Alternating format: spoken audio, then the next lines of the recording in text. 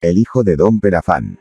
Allá por 1532 y en Sevilla vino al mundo San Juan de Ribera, hijo natural de doña Teresa de los Pinelo o Pinelli, de origen genovés, y don Pedro Afán Enríquez Ribera y Portocarrero, don Perafán, marqués de Tarifa, duque de Alcalá de los Gazules, adelantado mayor de Andalucía y heredero de una de las familias más ricas y poderosas de la monarquía.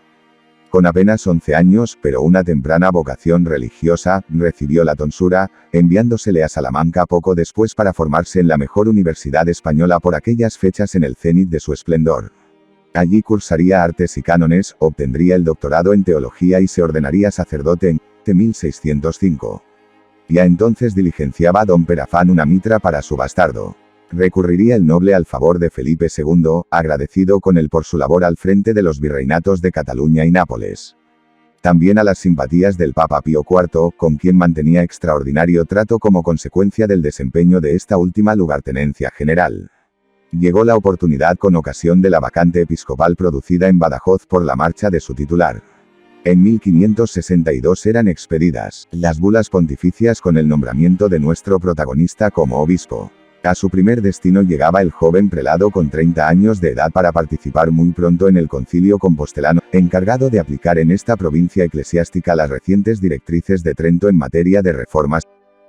El mismo Ribera las llevaría hasta su diócesis a través de un par de visitas pastorales y 2 sínodos, que acompañó con una intensa labor evangelizadora mediante predicaciones y misiones populares por todos los pueblos y ciudades del lugar. Con este balance en su haber, el hijo de don Perafán se hizo un habitual de las ternas barajadas por la corona en los trasiegos episcopales de unas a otras sedes. Hasta que los destinos de la Iglesia valentina recayeran sobre sus hombros. 2. Patriarcha Antiocheni et Archiepiscopus Valentini. A comienzos de 1568 fallecía don Fernando de Loaces, patriarca de Antioquía y arzobispo de Valencia, diócesis esta última sobre la que pendían no pocos retos. Por ceñirnos a los estrictamente religiosos, lo era fundamentalmente la aplicación del Concilio de Trento, a la que antes se hacía referencia. También la escasa asimilación religiosa y cultural de la población morisca, que convertía el Levante peninsular en posible escenario de una nueva rebelión al estilo de las Alpujarras granadinas. No es descartable que San Juan de Ribera contara ya con alguna experiencia en este asunto. Sin embargo, sería su compromiso con la reforma de la Iglesia el que decantara la suerte del prelado, por obra y gracia de Felipe II. El monarca esperaba de él, como de todos los obispos en general, preparados para el mando y capaces de enfrentarse con cualquier asunto que se les encomendara, fuera no solo buen pastor sino que, llegada la ocasión, pusiera sus servicios a disposición de la corona, como así acabaría siendo. Pareció tenerlo claro también el Papa Pío V, al ensalzar la figura del hijo de don Perafán ante el consistorio de cardenales. Es una lumbrera de toda España, singular ejemplo de virtud y bondad, dechado de gloriosas costumbres y santidad, tanto que yo me confundo oyendo lo que oigo decir de su mucha humildad y modestia. Porque no solo cumple con la obligación de obispo, sino con la de cura, exercitándose en administrar los sacramentos y llevar el propio el viático a las casas de los enfermos. Su vida es de religioso más que de prelado y muchos obispos en España siguen sus pisadas y ejemplo. Ribera habría titubeado a la hora de aceptar la mitra valentina, según él mismo, por haber dado ya mi mano a esta de Badajoz, mi primera esposa y en quien estoy muy contento de vivir en ella. Ello pudo retrasar la provisión algo más de lo previsto por el rey en su famosa instrucción para la elección de obispos, dirigida al Consejo Real. Sería en último extremo el propio monarca quien disipara las dudas del prelado en julio de 1568, instándole a admitir sin más la gracia por el servicio de Dios y bien universal de aquella iglesia, por ofrecerse al presente en ella cosas en que más particularmente puede ser servido de vuestra persona y yo recibir gran contentamiento. A finales de aquel año San Juan de Ribera se convertía en el nuevo arzobispo de Valencia, habiéndosele otorgado previamente la dignidad de patriarca de Antioquía que había lucido su antecesor. Daba inicio así a un largo, decisivo y controvertido pontificado cuya primera crisis no tardó en plantearse a raíz de la designación de su protagonista como visitador extraordinario de la universidad a cuenta de la corona, empeñada en intervenirla con la excusa de reformarla y cercenar de paso el patronato municipal sobre la misma. Para ello el prelado intentaría que la institución reconociera las enseñanzas impartidas por los jesuitas en el Colegio de San Pablo, con ínfulas de convertirse en un centro universitario paralelo, y consintiera la introducción de sus religiosos en las cátedras de teología sin examen ninguno, decretando el arresto del entonces rector Pedro Monzó y cuantos profesores se opusieron como estudiaron a Mestre, S. García, J. Seguí o a Felipo. Era agosto de 1570 y claustro y ciudad se le echaron encima, con la puesta en marcha de una campaña sin precedentes contra la primera autoridad eclesiástica del reino. Decenas de pasquines inundaron las calles y plazas del Cap y Casal, denunciando la afrenta episcopal. El Santo Oficio tomó cartas en el asunto. También Felipe II tendría que hacerlo, para apaciguar los ánimos de todos, apelando a la responsabilidad de Ribera. Pronto quedaron liberados los presos y restituidos a sus correspondientes cátedras. Algo posteriores fueron las condenas inquisitoriales, muy pocas y casi simbólicas por leves. A decir de sus biógrafos, este episodio supondría una experiencia tan traumática para el arzobispo que a punto estuvo de renunciar a la mitra. No lo haría finalmente. Eso sí, se condujo en lo sucesivo con mayor prudencia y habilidad de las que había hecho gala en su debut, consagrándose por entero al ministerio pastoral que le era propio para cosechar los mayores éxitos que se le recuerdan. 3. Reforma eclesial. El absentismo y la incuria episcopal habían caracterizado durante décadas la diócesis de Valencia, en manos de los miembros de la familia Borja, residentes en la curia romana, o de familiares de la corona, como don Alonso de Aragón o don Herardo de la Marca, que entregados a negocios mundanos jamás pisaron esta sede. La llegada de Santo Tomás de Villanueva en 1545 no solo acabó con esta práctica, sino que supuso la anticipación de la Reforma de Trento, solo interrumpida por la temprana muerte del religioso. Los posteriores ordinarios nada harían en este sentido, hasta el nombramiento en 1565 de don Martín Pérez de Ayala, vigorosa figura del episcopado hispánico del 500. Se trató stricto sensu del primer ordinario postridentino de la iglesia local, responsable del concilio provincial reunido aquel mismo año para avanzar en la renovación eclesial. Pero este no sobreviviría lo suficiente para poder aplicarlo. Tampoco lo consiguió su anciano sucesor don Francisco de Loaces, fallecido en breve. Sería, pues, San Juan de Ribera quien lo hiciera, a partir de una ímproba labor pastoral encaminada a la transformación radical de clero y pueblo y reflejada en sus continuas visitas a la diócesis, los 7 sínodos de marcado carácter sacerdotal por él convocados, la fundación del Colegio Seminario de Corpus Christi y la reforma de los regulares. En efecto, desde su reglamentación en el Concilio Trento, la visita pastoral se había transformado en uno de los elementos más eficaces para llevar la reforma a todas partes. Los obispos, personalmente o a través de un oficial, debían visitar sus respectivas diócesis todos los años, cada 2 si era muy extensa, a fin de velar por el cumplimiento de la doctrina, proteger las buenas costumbres y corregir los malos hábitos, procurando adecuar la vida parroquial al modelo tridentino 19. Lograrían así mantener contacto directo con su iglesia y tener un conocimiento exacto de la misma. Por ello acostumbró nuestro protagonista a visitar casi todos los años el arzobispado de Valencia, con más de 500 localidades, consiguiendo que quedase recorrido por completo cada bienio, ayudándose de 3 o 4 delegados. Él mismo lo explicaba a la Santa Sede en 1610. Acostumbra el arzobispo cada año salir a visitar por la diócesis 3 o 4 meses, reconociendo las necesidades de las iglesias y de los pueblos, muy en particular predicando y confirmando por su persona en todos ellos. Ultra de esto, tiene 4 visitadores, los cuales andan a temporadas también por la diócesis visitando, de manera que dentro de un bienio por la mayor parte queda visitado todo el arzobispado. Semejante proceder le llevaría a establecer un récord de al menos 11 visitas no superado por ninguno de sus coetáneos españoles, cuya negligencia en este particular condenaría el Papa Clemente VIII alabando por el contrario al ordinario Valentino, sobre quien escribió: de vos, hermano, siempre hemos tenido grande opinión, teniendo muy conocida vuestra piedad, celo y prudencia, y oyendo de vos señaladamente que visitáis vuestra iglesia de 2 en 2 años no solo por vuestros visitadores, sino por vuestra propia persona, lo que oímos con grande contento. Posiblemente, este mismo interés por conocer en vivo los problemas y necesidades de la iglesia local obligaría a Ribera a posponer hasta 1578 la reunión con el clero diocesano en el sínodo al que había urgido Trento. Él mismo lo contaría en su edicto de convocatoria. Las 44 constituciones de la referida asamblea estuvieron dedicadas a la residencia de los párrocos, la explicación de la doctrina al pueblo, la administración sacramental, la observancia de las rúbricas en los actos litúrgicos o la corrección de abusos. Vendrían después 6 sínodos más, en 1584, junio y septiembre de 1590, 1594, 1599 y 1607. Hasta el último de ellos, editados por Abenyoc, de similar tenor, con pocas, breves y prácticas decretales para impedir su olvido y pensadas básicamente para los sacerdotes, piedra angular de la reforma cuya renovación contribuiría a la enmienda del pueblo y el fomento de la vida cristiana en la diócesis entera. Pero no todo era reglamentar, vigilar y, llegado el caso, castigar a estos eclesiásticos. Debía ofrecérseles también una mejor formación tanto en letras como en doctrina para trabajar en la viña del Señor. A tal fin se habían erigido ya en Valencia toda suerte de colegios sacerdotales amparados por algunos particulares o la propia mitra, como el de la Presentación, promovido por Santo Tomás de Villanueva. Esta fiebre fundacional alcanzó su cenit durante el pontificado del patriarca, entre los primeros prelados hispanos en obedecer el decreto tridentino Cum Adolescentium Aetas sobre seminarios.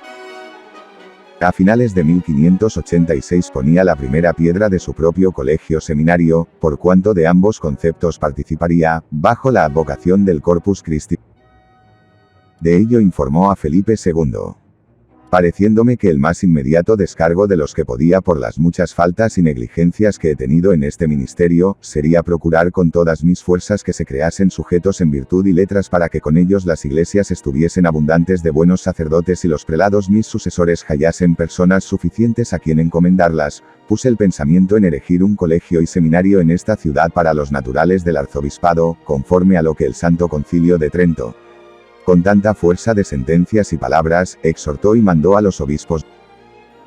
En 1594 el monarca asumía el patronazgo de la nueva institución, regida por unas constituciones elaboradas por el propio fundador.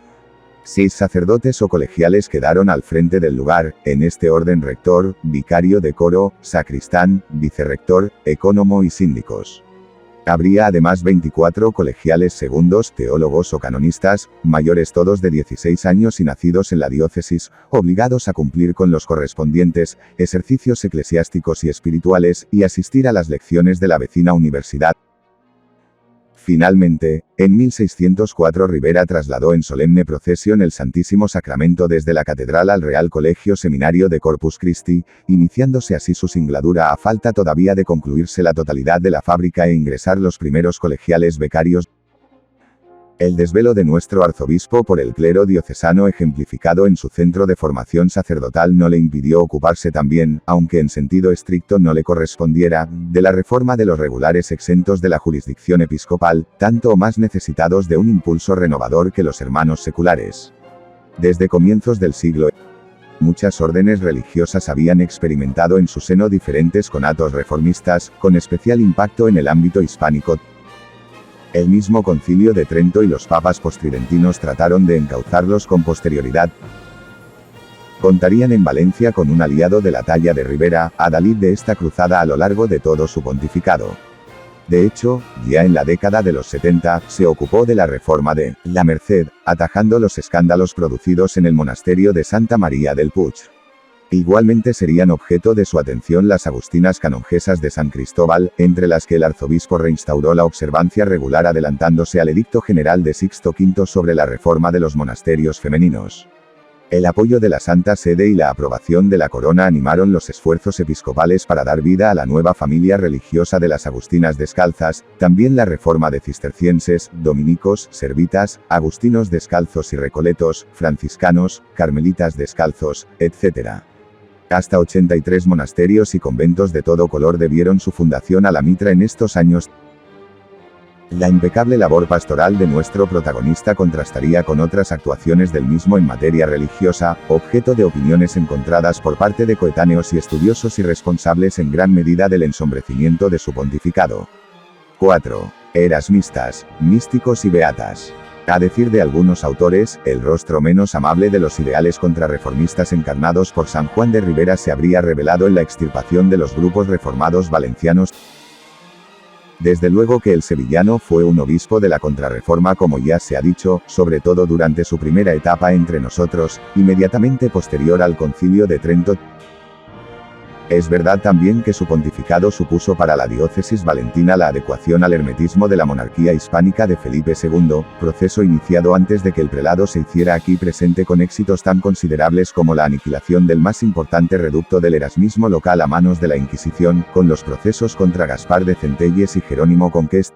Ahora bien, igual de cierto resulta que Ribera era un buen conocedor de la obra de Erasmo de Rotterdam, y que no solo no persiguió a ninguno de los seguidores del humanista holandés, sino que incluso protegió a algunos de ellos, como el sacerdote Juan Martín Cordero, practicando una política de mayor tolerancia hacia los últimos vestigios de este movimiento.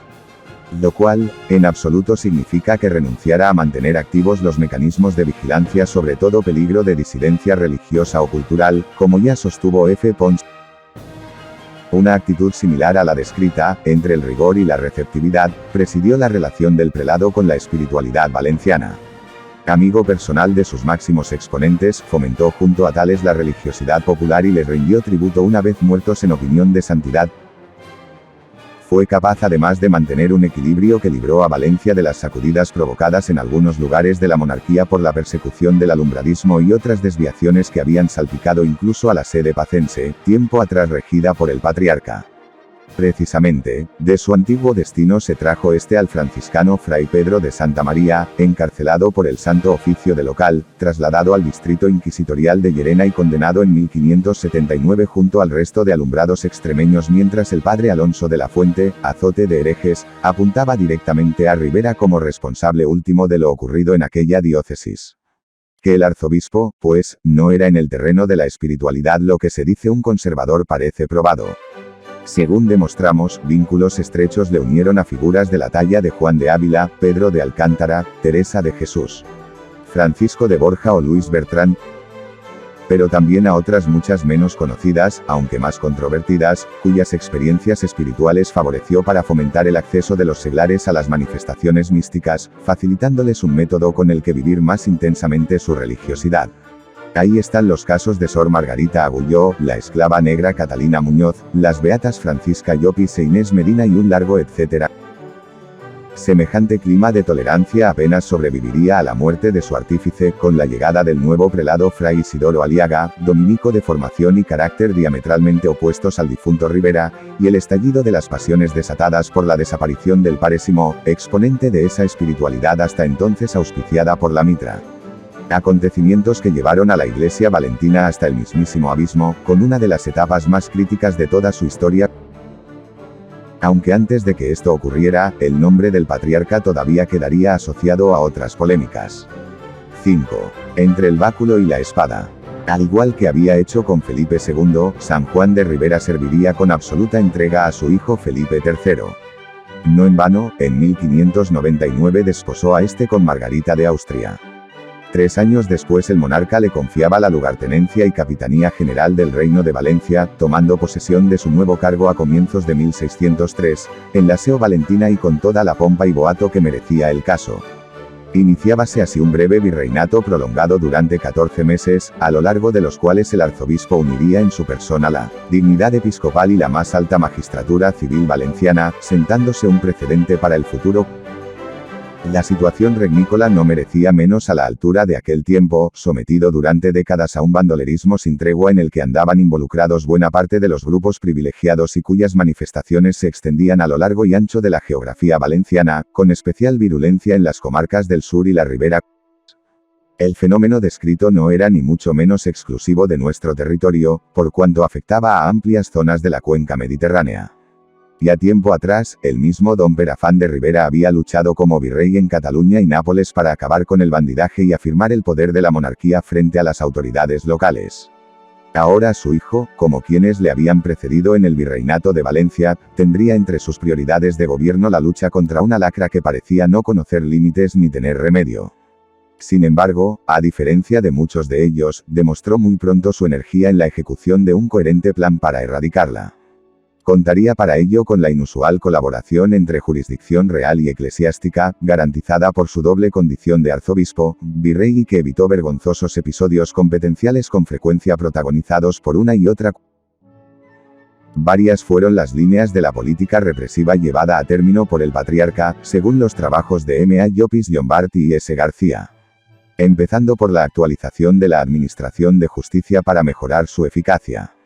Tanto o más importantes serían las medidas adoptadas contra los reductos del bandolerismo. Decenas de alguaciles recorrieron el reino a las órdenes del patriarca para prender a los delincuentes que desde hacía tiempo venían burlando a la justicia. Se promulgarían entre tanto una serie de pragmáticas contra el uso de las armas de fuego, reiteradamente prohibidas hasta entonces. También contra los receptados de bandolers y malfatans, más allá incluso de los límites permitidos por la legislación foral. Con las autoridades de los reinos vecinos de Aragón, Cataluña y Castilla estableció el prelado, por si fuera poco, un riguroso control de los forasteros llegados hasta Valencia, entre quienes solían contarse maleantes de diversa procedencia que, tras perpetrar mil y una bellaquerías, regresaban a sus lugares de origen sin poder castigárseles como correspondía. En el mismo sentido, desterró y prohibió la entrada a vagabundos y gentes sin oficio para evitar que pudieran acabar militando en el otro lado de la ley. En resumen, decenas fueron los maleantes represaliados por Rivera, con penas de azotes, galeras, prisión y de muerte, en el peor de los casos. Un balance que, si no logró acabar con el bandidaje, consiguió al menos templarlo de manera momentánea. Pese a todo, Felipe III sacrificó a su arzobispo, virrey cuando solo había transcurrido algo más de la tercera parte del mandato para el que había sido designado. Con motivo de las Cortes reunidas en la capital del Turia a comienzos de 1604, cuya convocatoria había desaconsejado el patriarca por no ser necesarias para la pacificación del reino, ni para el buen progreso de la justicia, porque lo uno y lo otro está tan en su punto que por la bondad y misericordia de nuestro Señor, no tenemos envidia a otros reinos y muchos de ellos la pueden tener a este, se hizo patente el descontento generado por su política entre los valencianos, con quienes la corona necesitaba congraciarse para obtener su respaldo económico. Nobles fundamentalmente, pero también ciudades e incluso eclesiásticos, rechazaron los métodos de Rivera, poco respetuosos con la legislación foral transgredida en su implacable persecución del bandolerismo. El correspondiente contrafuero costaría al prelado la lugartenencia general. Para ella tenía ya sustituto el todopoderoso valido duque de Lerma, ni más ni menos que su propio hermano, don Juan de Sandoval y Rojas, marqués de Villamizar. La precipitada salida de nuestro protagonista del virreinato marcó en opinión de sus estudiosos el inicio de una menor influencia del mismo en las decisiones de la corona, tal y como se pondría de manifiesto poco tiempo después con ocasión de la expulsión de los moriscos. 6. La cuestión morisca. Entre los principales desafíos a los que hubo de enfrentarse la Iglesia valentina durante la Contrarreforma estuvo la cuestión morisca. No resulta extraño, pues, que esta constituyera una preocupación constante para San Juan de Ribera desde los inicios de su pontificado. Ciertamente, el arzobispo había llegado a Valencia en uno de los momentos más dramáticos en la historia de la citada minoría y su relación con la monarquía, recién producida la revuelta de los cristianos nuevos de Granada, su represión y las repercusiones que todo ello iba a suponer para sus homónimos levantinos. Nadie mejor que R. Benítez ha tratado de explicar la actitud de Rivera con respecto a los moriscos. Porque este era sobre todo un obispo de la Europa dividida a cuenta de las guerras de religión, época de estrecha relación entre religión y política. Sin embargo, aun siendo un prelado tridentino que aspiraba a mantener una acción pastoral libre de toda injerencia exterior, necesitaba contar con el apoyo de la corona y coordinarse con el príncipe católico, fuera Felipe II o Felipe III. Luego su actuación ante el problema en cuestión no respondió sino a este doble carácter y cubrió ambos frentes de acción, es decir, pastoral y político. O lo que es lo mismo, preocupación por la evangelización de la susodicha minoría, pero también búsqueda de soluciones políticas a un asunto pronto irresoluble. Y es ahí donde acabó defendiendo como única salida la expulsión. Hacía tiempo que los intentos de conversión de los moriscos valencianos venían sustentándose sobre dos áreas de actuación básicas. De un lado, una estructura parroquial que permitiera la presencia y acción permanente del cura entre sus feligreses. Del otro, un programa de campañas misionales de predicación que compensara tanto las deficiencias de la red de parroquias a la que antes se aludía como la insuficiente instrucción cristiana de la población afectada. Desconfiando de las prédicas extraordinarias desde comienzos de su ministerio episcopal, el patriarca fue partidario decidido de la primera, mientras Felipe II buscó durante décadas un milagro a través de la segunda. Con todo, el arzobispo pronto acabaría comprendiendo que ni una ni otra iban a lograr doblegar la resistencia cultural de los cristianos nuevos. Este fracaso en el ámbito pastoral le empujó a buscar otras soluciones y apolíticas. Entre ellas, la más drástica de cuantas podían imaginarse, la expulsión. Ciertamente, la voz de San Juan de Ribera fue de las primeras en escucharse en la corte a favor del polémico extrañamiento en 1582, cuando Felipe II temía una supuesta conspiración de los moriscos que, con los hugonotes franceses, los argelinos e incluso los portugueses, podía poner en jaque a la monarquía. Desde entonces el prelado volvería reiteradamente sobre su propuesta. Así, muerto el rey prudente y fracasada la campaña de reconciliación de 1599, llegaría a presionar al nuevo monarca con varios memoriales en los que ha querido verse el detonante que provocó la solución final posteriormente adoptada por la corona. El patriarca continuaba abogando por ella, es verdad. Pero ahora solo para los moriscos de Castilla, no los valencianos, a quienes sería bien dexarlos por agora. El asombroso viraje del arzobispo tuvo que ver probablemente con su enraizamiento aquí y la valoración de los perjuicios humanos, económicos y sociales que una medida tan radical podía acarrear a su grey. Sin embargo, su arrepentimiento no le libró de arrastrar el eterno San Benito de contársele entre los responsables de uno de los episodios más negros de nuestra historia. Eso aun cuando la decisión de la expulsión se tomó a sus espaldas, en el seno del Consejo de Estado, sin consultarse con las autoridades locales, ni siquiera con los consejos de Aragón ni de Inquisición.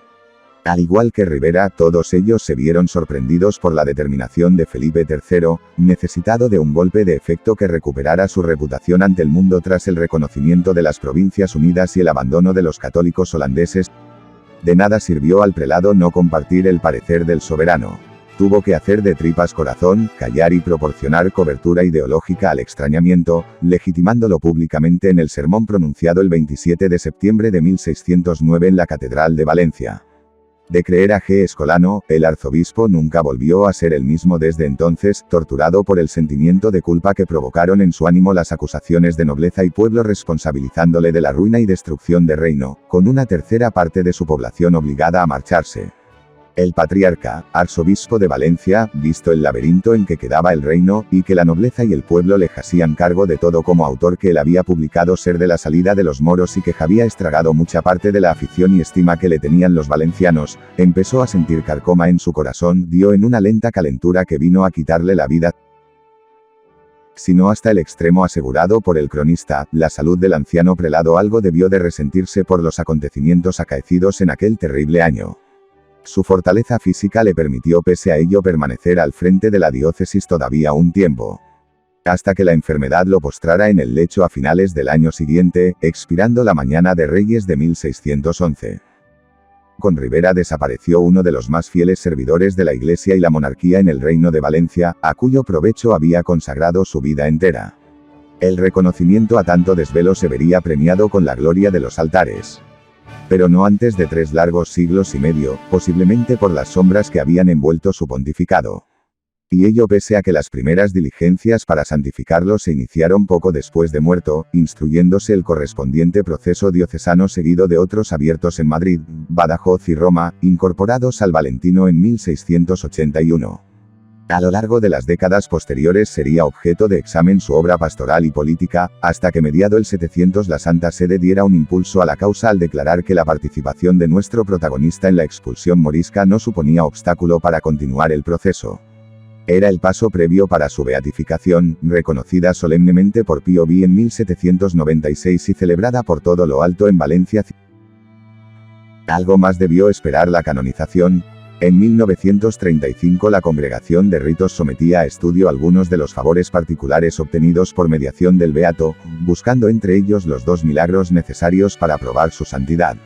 El estallido de la Guerra Civil Española ralentizó los trámites, retomados con vigor una vez finalizado el conflicto para concluir con éxito en 1960, fecha en la que Juan XXIII otorgó al patriarca el rótulo de santo con el que pasaría a la posteridad.